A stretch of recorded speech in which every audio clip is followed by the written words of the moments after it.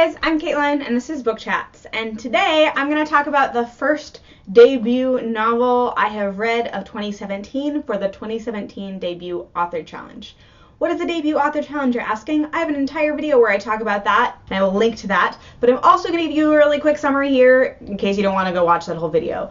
Basically, it's a challenge where you pledge to read 12 or more books by debut authors who are debuting in middle grade, young adult, or new adult. So it's their first in any of those three genres book. They can have written something and had it published previously as an adult, and they can have self-published previously, but this is their first traditionally published book. Debut authors often don't get as much buzz or as many reviews as more established authors, so part of the point is to get reviews out there faster and quicker for these books and to just generate buzz around them. Of course, there's always some very buzzy debut books that have a lot of marketing dollars behind them that you probably have heard of.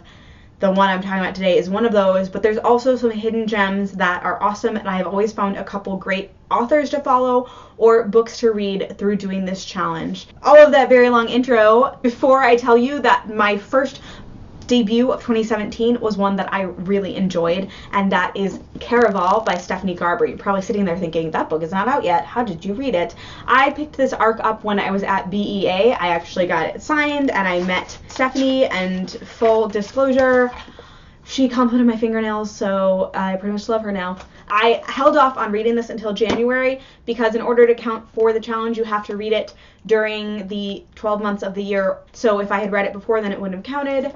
And also because I was busy reading 2016 debuts, guys. Durr. You have probably heard about this book because it is everywhere. It has so much hype, and it's like hype machine. Whoa. I was even worried about the hype because what people have been saying about this is that it's like the Night Circus, and I get like every time someone says that because nothing is like the Night Circus, guys. Nothing is like the Night Circus. I got more excited about this when I had a friend who won a copy of the arc through Goodreads, and she read it, and she is not part of the hype machine on BookTube or Twitter or in a blog sphere, so I really trusted her opinion when she said that she loved it and that it reminded her in the best way of the way she felt when she read The Night Circus. And I actually recently reread her review on Goodreads after I read it, and I was like, literally everything you said was perfect. So I'm actually going to link her review down below because she pretty much describes everything I felt while reading this book. I loved this book. I picked it up, and it took me a teeny bit to get into it because I was just worried about all the hype and that I wouldn't like it. But once I got into it, I inhaled it. I read it in one day, and I loved the way that you, as a reader, are kept on your toes alongside the main character. There was never a point where I felt like it was so obvious that something was true and she just wasn't getting it. It's not the same as The Night Circus, but there are some kind of fantastical, magical elements that I really did enjoy. I love the development of the relationships. The main character is very close to her sister, and the driving kind of element of this novel. Oh, I should probably tell you what it's about. I just assumed you already knew. It's basically about two sisters who live on this island, and for reasons, they are not able to really leave the island very easily. The older sister, she's only a year older, and she is engaged, and her fiance is going to come bring her off of the island and her sister with her, so she's kind of pinned all her hopes on this. But they have always been interested in this magical, mystical annual carnival that's called Caraval. That's supposed to be full of magic and whimsy, and their grandmother always told them tales about. And so just before she is supposed to get married, she receives an invitation to this event, and she and her sister end up traveling to that event.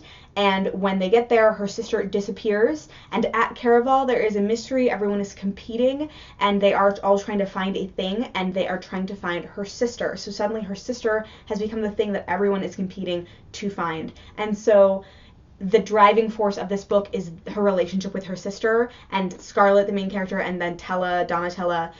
They are just their relationship, and the way it plays out from Scarlett's point of view is great. She doesn't just blindly love her sister. She struggles with her relationship with her sister. They struggle for various reasons. They have kind of situations and pasts and things they hide from each other and things they don't hide from each other.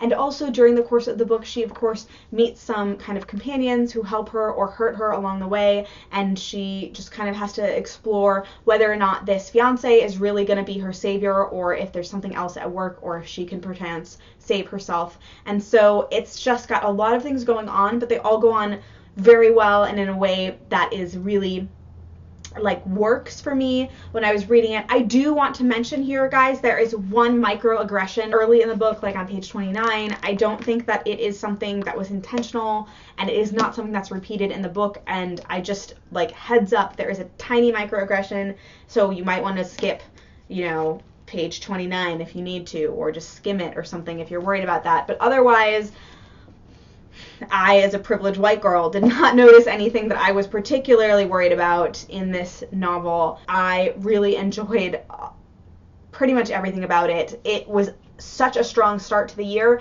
and if this is what 2017 debuts are going to be like, sign me up. I am so excited. Yeah, so that was my first debut of 2017 I'm going to talk about. I have actually advanced reader copies for 2 other debuts, so I'm going to try to read those and get that out to you guys soon-ish. And then I am just building my list of what I'm interested in for the first time in a while. I feel like my list is really top-loaded.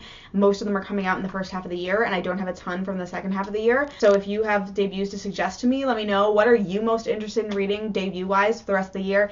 And if you didn't know, Trina from Between Chapters and I launched last year a Goodreads group called YA Debut Source, which is about debuts and just helping people to know what are debuts, where they are, how to access them. It is not affiliated with the challenge, but we encourage you, if you are participating in the challenge, to also check out YA Debut Source, or to, like, help us maintain it.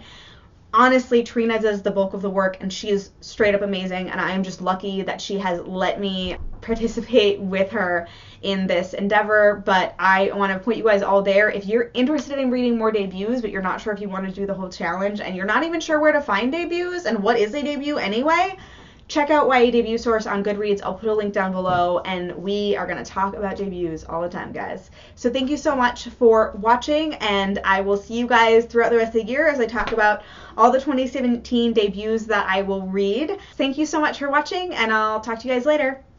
Bye. How many debuts do you think I'm going to be able to read this year? I mean, I read 17 last year, so